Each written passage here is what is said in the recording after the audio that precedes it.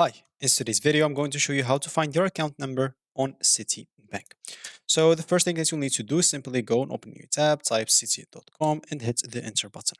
And of course, make sure then to log in into your account so you'll be good to go. Of course, if you don't have an account, you can go and open an account and I've already made a video on how to create an account more details. And of course, if you're on the phone, you can simply just open the phone or open the application. If you don't have it download, make sure to download it and make sure to log in using this user ID or touch ID if you enable that. Of course, if you want to enable this, I've already made a video on how to do it as well, or simply register for an account here as well. So how can you find your account number? So of course, there's two methods, the phone method and the website method. So basically, the account number. So for different banks, in the example, number of digits in the account number varies. For Citibank, the account numbers is the 10-digit number.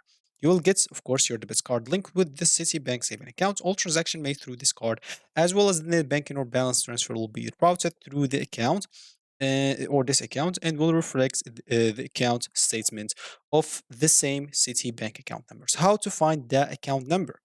So of course, the account number mentioned in the check or checkbook.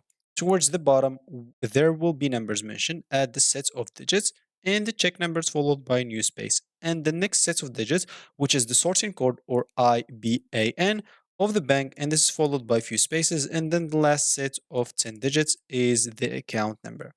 So basically, on the back side of the debit card, as example, the account number is mentioned basically. So this basically is going to be your card. If you flip it, you'll find the 10 uh, numbers, as example, or the first 10 digits indicate the account number. However, all debit card might not show the account number printed on it.